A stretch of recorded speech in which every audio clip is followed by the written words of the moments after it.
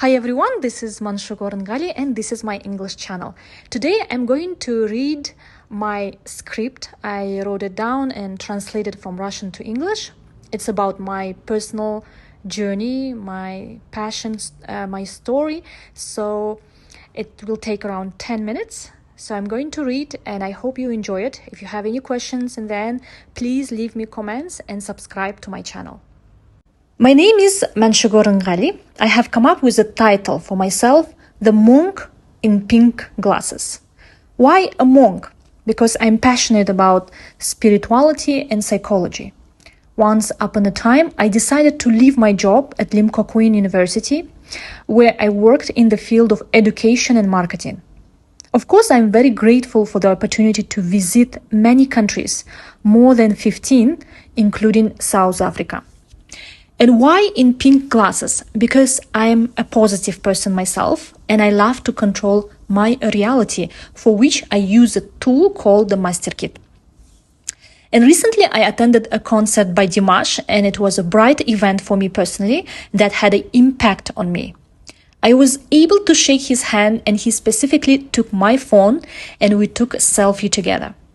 Dimash always starts his concert in his native language and never forgets about his homeland, Kazakhstan.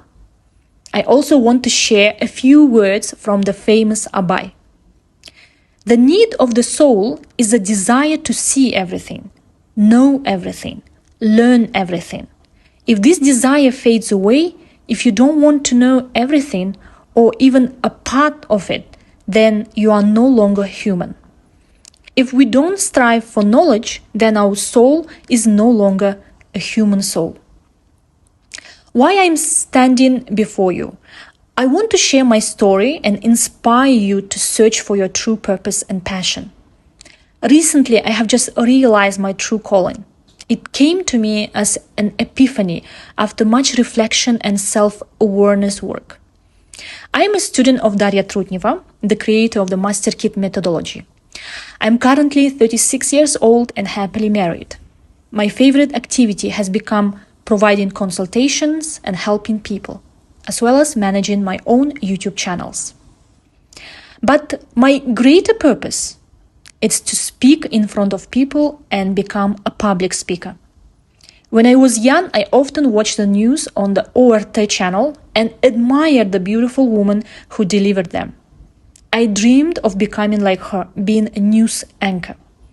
Then, at the age of 8 or 9, I participated in competitions for international reading of poems. Even at home, I played the role of a host, organizing concerts for guests during New Year's, and I was happy. In school, I wrote a scientific article in biology and memorized it by heart. I did it not for biology, but to speak in front of people. I took 3rd place and received a grant to study biology at any university. At Abai University, I actively participated in the debate club, but my goal was to appear on the television show called Azamat as a speaker. And I succeeded. It was a significant achievement for me at that time. After that, I enrolled in the Faculty of Journalism and Broadcasting at Lim Kok Kuen University in Malaysia. When I completed my 2nd degree and spoke at the graduation ceremony, many students from Kazakhstan came to study at Lim Kok Kuen University thanks to my speech. My father taught us from a very young age how to make toasts and express wishes for guests. We often invited guests to our home, and it happened quite frequently. Thanks to this, I developed the skill of speaking in front of people and I didn't experience panic or fear.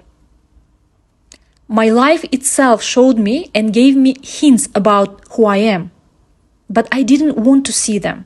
When I was studying at Lim Kok Kuen, there was a time when I felt deeply ashamed. I didn't know where to hide. My teacher found out that I had completed an assignment by using someone else's work, plagiarism. At that moment, a strong belief arose within me. If I don't have the skills to master professional English, I would never be able to become a news anchor. This mindset was always with me, even when I interned at NTV7 and Barnamat TV. There was even a time when I was invited for an interview at Astro, but I experienced panic and fear when I saw the assignment topic, writing an article on a professional subject in English. I simply didn't believe in my abilities and ran away from it. I wasn't confident that I could accomplish that task. For me, it was a fact. I have worked in various companies, such as Inspedia animation company, Erican College, even in the field of psychology at the International Psychology Center. I also worked at an online company called My Nation in Singapore and in education sector in Almaty, where I was fired after 1 month of work. I couldn't find a place for long-term employment anywhere. It seemed like I didn't belong there.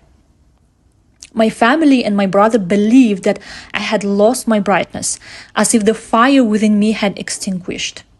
I lost motivation and fell into a state of apathy, becoming a victim of circumstances. The truth was right in front of my nose. If you think you are searching for your passion, in reality you have already found it. You are already engaging in it effortlessly and with pleasure, even willing to do it for free. Think back to your childhood. I always received the highest grades for essays in Kazakh language. I read a lot and I continue to read books. I couldn't understand why it was so difficult for other students to write essays when it was easy and enjoyable for me. Analyze your life carefully and pay attention to what comes naturally to you. To understand if it is your calling, ask yourself, can I pursue this even if I don't get paid? And remember, you are already engaging in it. You simply cannot not do it. That's your mission on earth. I understand that you have heard this many times before. Now, how do you know that it is indeed your passion? First of all, there are no rigid deadlines in it. You don't have a specific end goal, such as, example, if I engage in this, I will become successful, or I want to be on the top 20 list, and so on.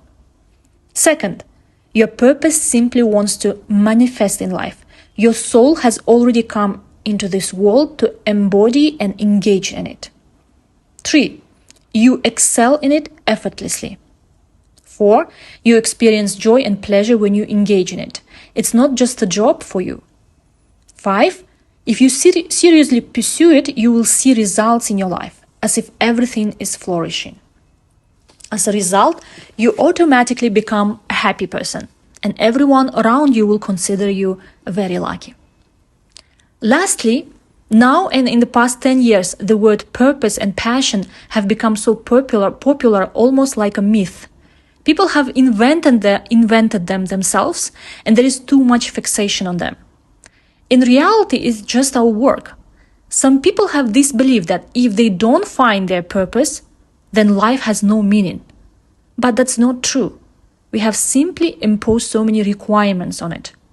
And it's normal for one person to have multiple passions, while others may have 3, and that's perfectly fine. And my final words are, imagine yourself engaged in your passion. What makes you hesitate? What could go wrong? The initial thoughts that come to your mind, be honest with yourself. And that's insight or thought. It's what is currently holding you back, and it's merely your own personal subconscious belief. Thank you for listening.